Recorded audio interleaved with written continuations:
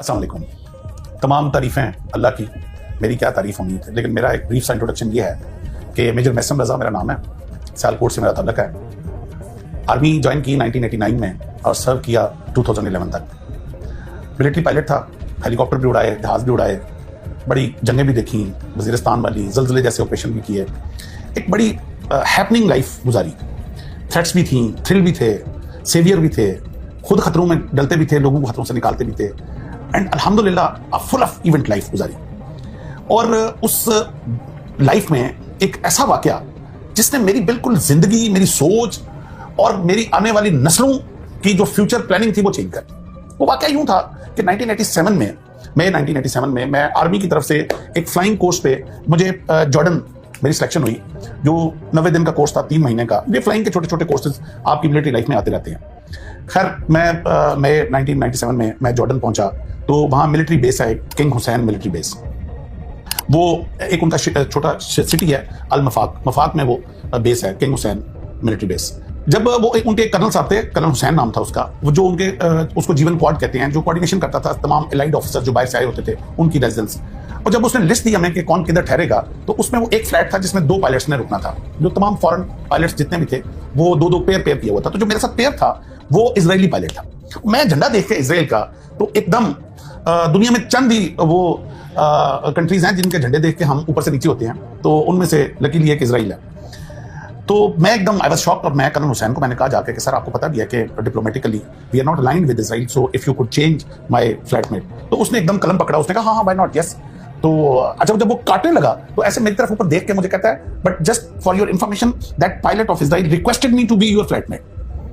अब जब मैंने ये सुना कि दुश्मन ने ये चैलेंज दिया कि मैं पाकिस्तानी ऑफिसर के साथ मुझे कर दें, तो मैंने कहा अब मैं नाम कटवाऊं तो फिर मैं पाकिस्तानी नहीं हूं। तो I accept this challenge, I will live with Israeli pilot for 90 days and then life starts. 2-4 दिन तकल्लुफ में गुजरे, वो भी थोड़ा रिजर्व लगा। वो समझ रहा था पता नहीं मैं कोई आईएसआई का एजेंट हूं। चंद दिनों में हमें ये समझ आ गई कि ना मैं आईएसआई का एजेंट हूं, ना वो मुसाद का एजेंट है। तो हम दोनों पायलट हैं और कोर्स करने आए हुए हैं। 8-10 दिन के बाद बेतकल्फी हो गई, सुबह क्लास में इकट्ठे जाना, शाम को खाना इकट्ठे खाना।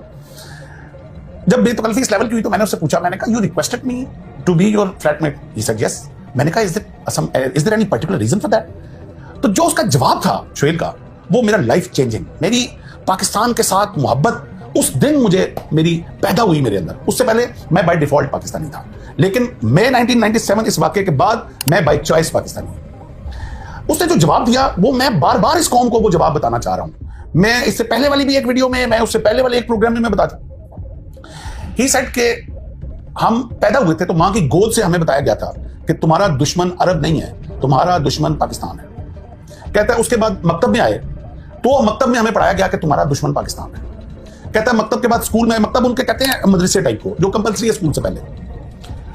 अच्छा, कहता है उसके बाद स्कूल में आए तो स्कूल में जो चैप्टर हमें एनिमी का पढ़ाया जाता था उसमें झंडा पाकिस्तान का लगा होता था। उसमें पाकिस्तान की ज्योग्राफी पढ़ाई जाती थी, पाकिस्तान का नहरी निजाम पढ़ाया जाता था, पाकिस्तान का फौज की स्ट्रेंथ हमें पढ़ाई जाती थी। कहता है उसके बाद यूनिवर्सिटीज में, कॉलेज में एनिमी के तौर पे हमें पाकिस्तान पढ़ाया जाता। कहता है फिर मैं आर्मी में आ गया। जब आर्मी में आया तो सारी दुश्मन की मिलिट्री स्ट्रेटेजीज जो हैं वो हमें पाकिस्तान की पढ़ाई जाती थी। कहता है जब पैदा होने से लेकर आज तक दुश्मन पाकिस्तान सुनते आए हैं, तो एक मौका मिला कि दुश्मन के साथ 90 दिन गुजारने का। तो वो आर्मी की टर्मिनोलॉजी होती है नो योर एनिमी। तो कहता है नो योर एनिमी का चांस मिला तो why should I miss it.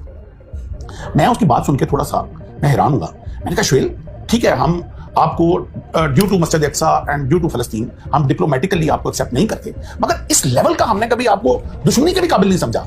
हमारे लिए तो इंडिया ही काफी है जो हमारे साथ जुड़ा हुआ है मशरक के ऊपर, और उसके लिए हम काफी हैं, हमारे लिए वो काफी है। तो तुम लोग किस लेवल पे जा चुके हुए? तो हमने भी नेवर थॉट। तो जो इसके बाद जो उसने जवाब दिया वो इससे भी ज्यादा अहम था। उसने कहा तुम लोग अभी सोए हुए हो, अभी तुम्हारे लीडर्स तुम्हें बता नहीं रहे कि तुम लोग क्या हो और क्या काम तुम लोगों से लिया जाना है, जबकि हमारे लीडर्स ने हमें बता दिया। इसलिए हमें बहुत क्लियर है कि तुम लोग क्या हो, लेकिन तुम लोगों को खुद भी नहीं पता तुम लोग क्या हो। और जब मैंने थोड़ा इसरार किया, उसको अनफोल्ड किया, तो उसने कहा कि कभी तुम लोगों ने गौर किया कि पूरी दुनिया का नक्शा ले लो, पूरी दुनिया में 2 कंट्रीज ऐसे हैं जो रिलीजियस आइडियोलॉजी की बुनियाद पर बने हैं, और वो एक पाकिस्तान और एक इजराइल है। पाकिस्तान बना 1947 में, इजराइल बनता 1948। अब what a coincidence, what a coincidence कि 9 महीने के अरसे के अंदर अंदर 2 मुल्क, जो काम जब से दुनिया बनी थी नहीं हुआ था, और वो एक ही 9 महीने के अंदर अंदर वो काम दुनिया में होता है। पाकिस्तान बनता है 27 रमजान को, वो मुबारक ताक रात जिसके लिए हमारा कुरान भी नामजलना पूरी उतरी उसके ऊपर, हमारी सारी दुनिया जानती है कि वो ताक़त क्या है हमारे लिए। जिस रात फरिश्ते उतरते हैं अपनी रहमत के लिए, खुदा फरमा रहा है, और साथ वो भी अल्लाह का, तुम क्या जानोगे ये रात क्या है। और इजराइल बनता है 1948 में। अब जब वो कहता है, शोएल कहता है मुझे कि ये ऐसे ही नहीं बना, ये बाय डिवाइन हुआ है, और जब एंड ऑफ द वर्ल्ड जो जंग होनी है वो हमारे दो मुल्कों के बीच में होनी है। आधी दुनिया तुम्हारे पीछे खड़ी होगी, आधी दुनिया हमारे पीछे खड़ी होगी, और ये उसके लिए तैयारी की जा रही है। अच्छा, मैं उसकी बातें सुन के मैंने कहा यार ये लंबी छोड़ गया, ये क्या बात कर रहा है, इसके पीछे तो आधी दुनिया खड़ी होगी, वो तो समझ आता है, अमेरिका इसके पीछे यूरोप है, इसको बनाने वाले यूरोपियन है, तो हमारे पीछे कौन खड़ा होगा। तो अब आके वो क्या कहता है, अब आके कहता है कभी तुम लोगों ने गौर किया, ऐसे उसने ना सामने वो एक पेंसिल पड़ी हुई थी जो हम पढ़ रहे थे, ये ड्यूरिंग स्टडी ये हमारी डिस्कशन हो रही थी, उसने पेंसिल पकड़ के ना कहता है तुम लोगों के अंदर ये कैपेबिलिटी नहीं है अभी कि ये पेंसिल बना सको अपने मुल्क में, ये चाइना से इंपोर्ट करते हो, जबकि इस वक्त दुनिया का सबसे लेटेस्ट 3 न्यूक्लियर टेक्नोलॉजी तुम लोग बना के बैठे हो। This is a miracle. तुम लोग अपना शार्पनर चाइना से मंगवाते हो, जबकि इस वक्त तुम फाइटर जेट बना रहे हो, उस वक्त हम प्रोडक्शन शुरू हुई थी, यानी कि वो टेक्नोलॉजी अभी JF-17 अल्हम्दुलिल्लाह अभी तो प्रोडक्शन भी हो गई, और वर्ल्ड लेटेस्ट जो अभी हमारा जहाज है और वो अभी एक्सपोर्ट भी हो रही है। ये मुझे उसने 1997 बोला, कहता है ये ऐसे ही हो गया, दुनिया की 6ठी प्रोफेशनल आर्मी लेके बैठे हुए हो तुम लोग, और जो कंपटीशन इंटरनेशनल आर्मी का होता है उसमें तुम्हारी फौज नंबर 1 होती है। कहता है ये ऐसे ही हो गया, जबकि तुम लोग इस वक्त IMF पे कर्जे के अंदर गुड्डे हुए। ये कौन कर रहा है, ये बाय डिवाइन हो रहा है, somebody is doing it। ये तुम लोगों को खुद नहीं अभी समझ आ रहा, ये जब आखिरी वक्त आना है, जब हम दोनों ने आमने सामने खड़ा होना, तुम लोगों को उस वक्त तुम्हारे लीडर्स ने तुम्हें गाफिल रखा हुआ है, वो बेतकल्लफी की वजह से फरत जज्बात में बोल गया, या कुछ ऐसा भी है कि हम पाकिस्तानी होस्ट बड़े अच्छे होते हैं, मैं उसको अक्सर बाहर खाने के लिए ले जाता था, बिल मैं पे करता था, तो वो हमारी जो अच्छी होस्ट होने की एक काबिलियत है ना, तो शायद उस वजह से वो सच उगल गया मेरे आगे। आप यकीन करें कि वो दिन था जिस दिन, उससे पहले मैं बाय डिफॉल्ट पाकिस्तानी था, लेकिन उसकी बातें सुन के मैं बाय चॉइस पाकिस्तानी हो गया। मेरे सारे रिश्तेदार फॉरेन कंट्रीज में थे, मेरे ससुराल सारा फॉरेन कंट्रीज में था, and they wanted me to settle in USA, and I had all the opportunities to do very good abroad. मेरे पास सब कुछ था, मगर I decided not to leave this country ever ever ever. और मैंने अपने बच्चों को भी कह दिया कि जिंदगी है, खुदा करे कि वो मौका आए, वो आखिरी जंग हमारी जिंदगी में इजराइल के आमने सामने हो, खुदा करे मुझे मौका मिले कि मैं पहली सफ में लड़ रहा हूं, खुदा करे कि वो खिलाफत और वो इमामत जो इमाम मेहदी लेके आएंगे, जो हमारी दज्जाल के साथ जंग हो, वो हमें और मेरी औलाद को मौका मिले कि हम अगली सफों में लड़ रहे हों। इसलिए हम कभी ये ना इस मुल्क को छोड़ सकते हैं, ना कभी इस मुल्क के ऊपर आंच आने देंगे, हम अपना खून बहा देंगे, क्योंकि हमें अपने दुश्मन से वो बात पता है। वो कहता है तुम लोग इस वक्त जो एग्रीकल्चर रेवोल्यूशन, तुम्हारा इंडिया पानी, ये मुझे उसने बताया 1970 कि इंडिया प्लान कर रहा है तुम्हारा एग्रीकल्चर तबाह करने के लिए, और तुम्हारा सारा पानी बंद कर रहा है, और तुम्हारे अपने बिके हुए बीच में जो पानी बंद करवा रहे हैं। और बाद में वो जमात रिशा पकड़ा गया जो बिका हुआ था, खुदा लानत करे उसके ऊपर और उसके आल औलाद के ऊपर, जो ऐसा शख्स पैदा हुआ जिसने अपने मुल्क का सौदा किया और हमारे पानी को बर्बाद किया जाके, जो दरियाओं का उसने इंडिया के साथ सौदा किया।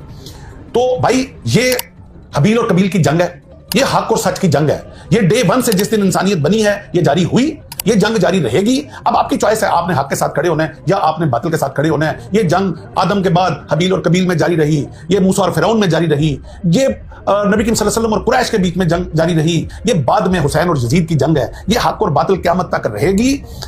हमने ये फैसला करना है कि मुसीबतों से, ये बिजली के बिलों से, ये नाकस पॉलिटिकल सिस्टम से तंग आके हमने अपनी फौज को गालियां देनी है, हमने अपने मुल्क को गालियां देनी है, और ये गालियां देके हमने जाके बातिल के साथ खड़े हो जाना। और 4 दिन की जिंदगी है यार, कौन सी लंबी जिंदगी लेके आए हो, कौन था यार, कौन हजारों साल जिया है। आज हमसे बड़े बड़े लोग जो पहले पैदा हुए इतनी आसाइशों की जिंदगी जी रहे थे, आज कब्रों में पड़े हुए। 4 दिन की जिंदगी है ये, सिर्फ ये इम्तिहान की जिंदगी। आपने हक के साथ खड़े रहते हो या तुम मुसीबतों से तंग आके बातिल की तरफ। जो लोग आज अपनी फौज को गालियां दे रहे हैं, ये चंद लम्हे के लिए करबला की उस जंग और उस आग की तपश को याद कर लें कि जो मुसीबतें उन्होंने उठाई अहले बैत ने, और किस तरह उन्होंने हक के साथ खड़े रहे। खुदा के लिए वो मुझे इल्हाम इकबाल का एक बड़ा खूबसूरत शेर याद आ गया, मीरे अरब को आती है ठंडी हवा जहां से, मेरा वतन वही है, मेरा वतन वही है। ये मेरे आका सल्लल्लाहु अलैहि वसल्लम को ठंडी हवा हमारे मुल्क से आई है। ये है वो फौज जिसने निकलना है इमाम मेहदी के साथ और जिसने दज्जाल के साथ लड़ना है। हमें ये विजन ये इजरायली ऑफिसर ने दे दी थी, उनको पता है कि ये फौज है जिसने लड़ना है। आज चंद जो मकासद हैं, चंद जो पॉलिटिकल सिस्टम की जो रॉन्ग डिसीजंस हैं, उनकी वजह से आके हम लोग अपने मुल्क के खिलाफ हो गए हैं। हमें हमारी जुबान कैसे जेब देती है, वो कट क्यों नहीं जाती जुबान जो अपने फौज और अपने मुल्क के अगेंस्ट बात करे। मैं काफ़ी जज्बाती हो जाता हूँ इस टॉपिक से।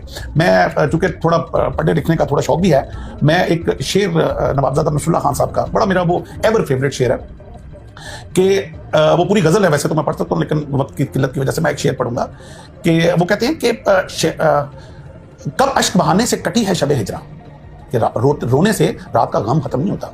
कब अश्क बहाने से कटी है शबे हिजरा, कब कोई बला सिर्फ दुआओं से टली है, ये बलाओं से टलने वाली, दुआओं से टलने वाली बला नहीं है। ये जो हमारे उलमा आके खड़े हो जाते हैं ना कि अल्लाह इजराइल को तबाह कर दे, अल्लाह फलस्तीनियों को तू मदद फरमाओ, भाई ये दुआओं वाला काम नहीं है। ये प्रैक्टिकली फील्ड में आके प्लानिंग, विजन, ये बड़ा स्ट्रेटजी वाला काम है। और मैं आखिर पे मैं ये मेरा सारा टॉपिक जो है ना इनकम्प्लीट रहेगा अगर मैं एक शख्स का नाम ना लूं जिसमें मैं पूरा पिछला प्रोग्राम कर चुका हूं। David Ben Gurion, 1948 first prime minister of Israel. वो शख्स वजीर आजम बनता है, पहला इजलास होता है इजराइल में, और पहले इजलास में जो अपनी तकरीर करता है उसमें क्या बकवास की उसने, वो मैं आज आपको वर्ड टू वर्ड इस प्रोग्राम में सुनाऊंगा। और अब सोचें कि उस कौम का वजीर आजम बना जो मेरे आका सल्लल्लाहु अलैहि वसल्लम ने जंगे बदर में जिनको धकेला, बदर से 1400 साल धक्के खाते रहे, दर बदर धक्के खाते रहे, इनको ठिकाना नहीं मिला। यूरोप ने पहली और दूसरी जंग अजीम के बाद प्लानिंग करके इनको एक ठिकाना दिया फलस्तीन के अंदर, और जब इनको छत मिली, जिस दिन छत मिली उस दिन डेविड बेन गुरियन पहले इजलास में क्या बकवास करता है, मैं वर्ड टू वर्ड उसको कोट अनकोट करूंगा। He said the world Zionist movement should not be neglectful of the dangers of Pakistan to it, and Pakistan now should be its first target. ये 1948 में ये कह रहा है। For this ideological state is a threat to our existence, and Pakistan the whole of it hates the Jews and loves the Arabs. This lover of Arabs is more dangerous to us than the Arabs themselves. For that matter, it is most essential for the word Zionism that it should not take immediate steps against Pakistan. Whereas the inhabitants of the Indian Peninsula are Hindus, whose hearts have been full of hatred towards Muslims. Therefore, India is the most important base for us to work there from against Pakistan. It is essential that we exploit this base and strike and crush Pakistanis, enemies of Jews and Zionism, by all disguised and secret plans. Every word is notable in this. और आखिर पे वो लिखता है by disguised and secret plans. फिर वो लिखता है हिंदूज के साथ जुड़ जाओ। आज क्या हो रहा है? कौन नहीं देख रहा इस वक्त इंडिया का और जो इजराइल का आपस में कोलैबोरेशन है? आज जो फास्फोरस फलस्तीनियों के ऊपर फेंका जा रहा है वो इंडिया से एक्सपोर्ट हुआ है। कौन नहीं जानता? खुदा के लिए पाकिस्तानियों, खुदा के लिए मुसलमानों इकट्ठे हो जाओ। जब दुश्मन इकट्ठा हो सकता है पाकिस्तान के लिए, तो तुम लोग अपने लिए इकट्ठे क्यों नहीं हो सकते? This is high time. वातसिमू बिहब्लिल्लाहि जमीअन वला तफर्रकू। हमें एक झंडे के नीचे वापस इकट्ठे होना है। यही हमारी बका है और यही अल्लाह ताला हमसे चाहता है। इसके साथ ही मैं आपसे इजाजत चाहूंगा। पहुंचूंगा।